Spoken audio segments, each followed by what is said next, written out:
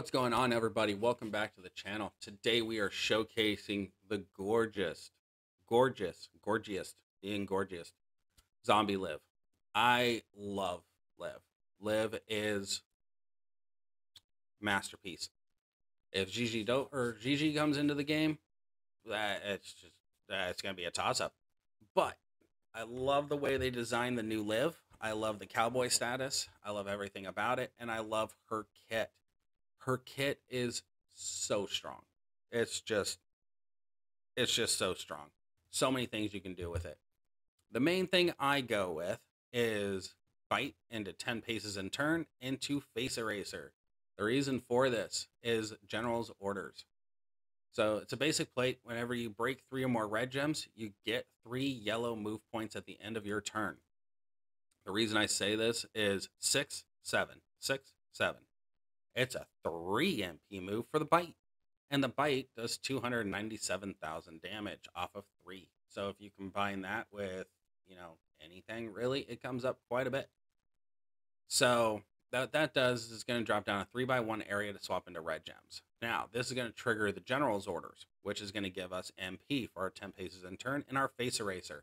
The 10 paces in turn do 176,000 damage and increase your yellow gem damage by 131% for 1 turn. The 1 turn I wish was kind of a 2 turn, but I can understand why it's not a 2 turn. Face eraser. Deal 217,297 damage and make 44 random gems into yellow gems. Now, there's 2 different ways to run the yellows. The other way is using the kick out, back from the dead. Kick out and deal 364,848 damage and make 30 random gems into leech gems of strength 119,000. Gems broken during kick out do not deal damage to the opponent. Okay, that doesn't matter because you're already kicking out, so I don't understand why this is part of that. Cannot kick out while in danger. Makes perfect sense. So this is what I call the defensive Liv. If you really want to be an ass at 6-star silver, you run triple. Okay, you run triple. You hit this, you do like 7 or 8 million, maybe a little bit more damage turn 1, right? That's going to go into turn 2. If you're going in against a combatant, component, whatever, opponent, component, whatever you want to call it, and they pin you, you can hit this and then hit this and you just outright destroy. I had a 6-star silver Liv in the last few do 25 million damage to my Dakota Kai, drop her out turn 1 because I didn't get her pinned That was the problem. I did 19 million damage because obviously my cascade freaking failed and the drip plate didn't hit as much as I wanted it to. I don't know. Something bad happened. I just know that they had that much freaking health left. That much. It was just enough that they could use the kick out, and they did it, and they killed me off in 1 turn. It was ridiculous. Ultimately appreciated. But if you're like me and you like being an aggressor, then you go down this route.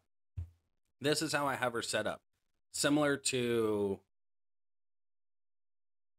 Hall of Fame Shawn, Hall of Fame Triple H. This is kind of the route I went with.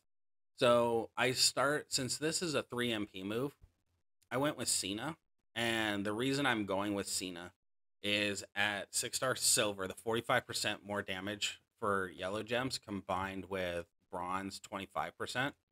So you're getting 70% on top of this. So it's adding, ultimately, even with this, you're at 200% increase with just these 3 alone. So that's nice. Then you go with Goldberg for 12K more, Hall of Fame Taker for 12K more. You're all focusing the yellow gems because the whole board's going, might as well focus it. Now on her belt, I believe I am Double Fury 2. Yes, I am. Double Fury 2 and an affiliation belt. Now the affiliation, I do plan on switching this off. Raquel currently has the belt that I want to use. And yeah, the 40% increase doing 150% more is going to be super nice. What I would prefer to see is 100% belt. I do have a friend that got one of those, and I know she appreciates it way more than... No, she appreciates it. There's no... You should just appreciate it. There is nobody else that can tell me otherwise. So, but that'll get switched out eventually. But right now, we're just running an affiliation on her. And then focusing the red. The reason why we're focusing the red is because we're hitting the red move more often than the yellow. So I want to do as much damage as possible with that while I'm recycling. and then do my finishing blow. So, like normal, we're going to go against Lita here, take our live in. I just love that. She just looks so good. They did really well. Normally, I don't say that about a lot of the tunes or the cards, artwork, but they did really well with it. So if you get lucky enough during a feud where you can have this go off turn 1, basically you're going to go here, you're going to hit that. And then you're going to go here, and you're just going to find every avenue to not blow up the board. So we'll hit here and hope there's not a green. Fantastic. That's what I like to see. All right, hit that again. Hit that here. Now let's look at the damage real quick. This is doing 717,000. So ultimately, it's going to do a little bit more once I hit 200. It's probably going to do about 800. So really, really nice. We're going to hit that. So now we're looking at 261% added damage. Let's fill up the board and see what our ending result looks like. Kaboom. 8 mil. Need I say more? Really? Like, do I need to say more? This is at 6-star bronze, just leveled up from 5-star gold. Okay? At 6-star silver, that is going to wreck people. Just absolute wreck people. And I appreciate everything about that. So, we've clearly seen it. We clearly know what it means. I do this every single time. I hit replays every single time. So now we're going to try the creme de la creme. Actually, not the creme de la creme. The moveset I just did is the creme de la creme. This is the fun moveset. Now, if I had enough metal parts, I would run it the way I ran it during testing, during the trial phase, which is full takedown, 200% red gem or red move damage increase, and then percentage on the gem damage percentage on the final metal. Excuse me, something got caught in my throat there. Ultimately, when I ran it that way, I did double takedown 2, so that was 80% there. So I did almost 300% when it came to all of this. Everything was hitting for well over 1 million damage. I think it was 1.2, 1.4, or 1.5. Yeah, I think it was that. I think it was 1.2, 1.4, and 1.5 in that order. So what this does is you have bite. Do a 3x1 area to swap into red gems like we did before. The Sunset Rider. Now, the Sunset Rider, you deal 237,000 damage. Choose a 5x5 area to make it into botch gems. There is a reversal. This is perfect for up against someone like Acrobianca.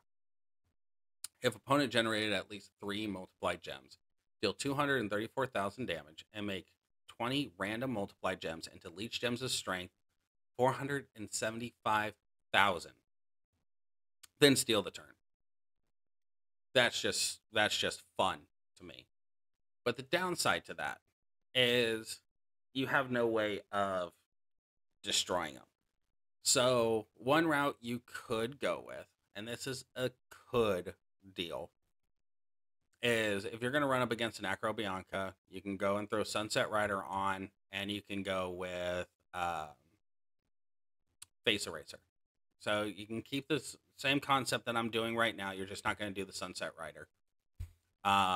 You'll go with here. You'll hit. You'll fill up the Face Eraser. You'll blow up the board. They'll do their turn and do their multiplied gems, obviously. I think the stun on that is going to cause issues. Ultimately, I think it's once you steal the turn, you're still going to be stunned, so it's going to go right back to their turn. So if they have their finisher already set up to have only one more turn for it to go off, then there you go. But the jugs also come into play, and the jugs increase blue MP. So this might actually not be good against the Acrobianca. I'm kind of unraveling my whole situation right there. I guess you can do this against Nikki Cross. Nikki Cross does do the multiply gems. She doesn't stun you. No, if she's going triple black, she don't stun you. It might work, it might not. Oh, no, I guess it could go up against Bianca. Because even if she hits the finisher, there's no multiplied gems out there. There's only leech gems, so it's not going to blow up anything. So it'll go into turn 3, then you blow up the board again, and you do all the leech gems. So yeah, it's possible against the Acrobianca. It is possible, because you're turning them all into leech gems. Either way, any sort of multiply user you can use this on. I'm unraveling at the seams right now just talking about it.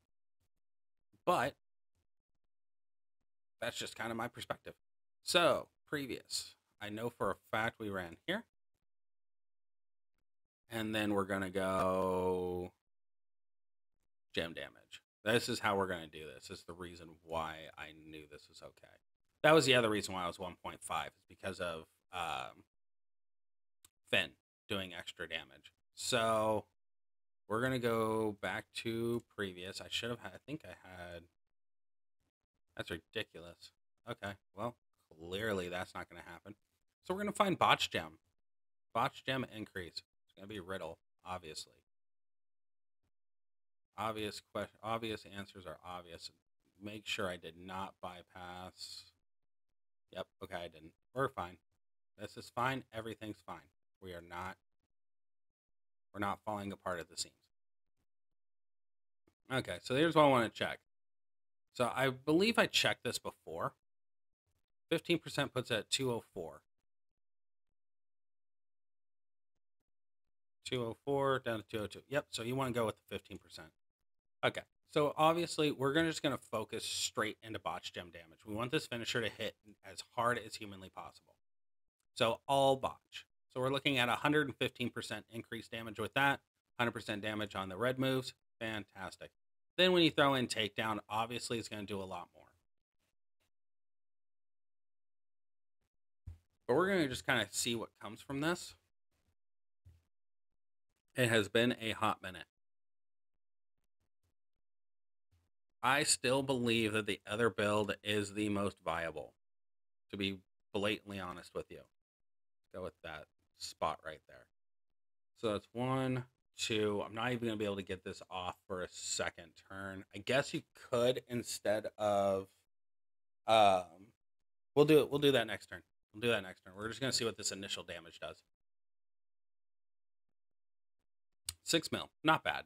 Plus the botch gems being on there, it does allow for a very quick finish. So the botch gems do help. Now, one thing I do want to try here, it probably is not going to do nearly as much as what I would anticipate, and it may take a little bit longer. But you're also increasing your damage output. So if we go here, and we swap that with NWO Hogan. Any color gem moves that color or that charge a color, do it by 2 more move points. So what my perspective is this is going to get off twice. So we drop this down, obviously, by 14,000. So, that I think is going to pay off, because if we can do this twice, we're going to fill up a lot more. So let's try it this route. Every time I go into bulk recordings, my throat, just for some reason, I get a really weird tickle. Okay, so we're going to go here. Slap that. Slap her in the face. Okay, so what are we doing here? We're doing 1 million damage here, 800,000 here, and not even 1 million there. So we'll go this sector, go with that. And then you go here. Slap. Almost fully charged it in one shot. But it's also because we're on tour. So there we go. And then we'll hit it one more time. See, before we've even gone full bore, she's already down quite a bit. Now let's hit this and see what we come up with. Nice. 8 mil. So pretty solid, honestly. Either one, still very, very solid. Still very, very viable. So really, I think it comes down to dealer's choice. If you have trainer conflicts, stuff like that, and you're using yellow and you don't have an affiliation, then you can go down that route. You can go with the reds. You can go with the red double yellow. You can go triple yellow. I personally have not looked at the greens, and make 42 botch gems into green gems at the end of your countdown. Interesting. So what does that mean to me? Let's try this. I want to give this a shot and see how I feel about it. Obviously, we're losing our big pump, which kind of sucks. But maybe this will bode well. I mean, you're adding a control aspect. You got a jug, so clearly you're going to do a lot of damage. But the problem that comes with that jug is it could be destroyed. But we're going to give it a shot and see what happens. Keeping the same trainers across the board, we just saw that. We're only doing green MP. I never really looked at this during the trial. I immediately saw the triple red, ran that, and then was drawn in with the triple yellow. So if I put this here, because there's a line break, and then hit this. Let's see what comes of this. I'm curious. This would be fantastic for a female botch gem boss. That's going to go there. So we're going to hit this, see what the damage looks like. Not bad, 5 mil. There we go. She did kick out. Fantastic. That's going to allow us to hit this. Go across the board. Hit that. What sort of damage? 775. Yeah, I'm not too keen about this one. Now, I want to go and say that having Santa muscles on here would be nice. Maybe doing gremlin ears. I think gremlin ears does submission, gets you green damage increase. That's a possibility. There's a part of me that believes I heard someone say that during the trial, which is possible. Still wins. You know, I guess there's something to be told with that. But so in my personal opinion, the top 2 builds are triple yellow and then bite into double yellow. That is my initial impression. For pure aggro playstyle, I think this is probably going to be the best. This is the best setup for aggro playstyle. And General's orders are available on the wall as far as my knowledge goes. So it is pretty easy to set this up. I don't want that. I want that. I want that. I want that. And then I want that. So another school of thought you could go with is you could switch out Strowman for Tech Stacy. Yeah, doing 12k red gem damage. So that increases your bite a little bit more since you're hitting it so frequently. But I don't know. Sticking with Strowman for the big smash at the end seems a little bit more viable. But again, going with my train of thought, bite into double yellow, triple yellow, tied for number 1 position, in my opinion. Number 2 would be the triple red setup. Number 3 would be double green into finisher. They all seem to do very well. They all seem to do a lot of damage. Again, wasn't too happy with the way the finisher hit, or with the way the jug hit at the end there for turn 3.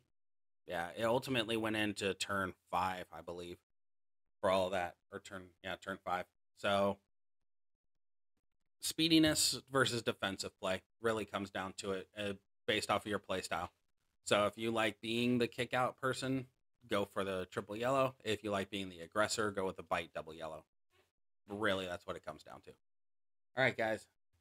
That's the end of this video. Thank you all so much for your continued support. I cannot thank you enough. Like, subscribe, share, tell your friends.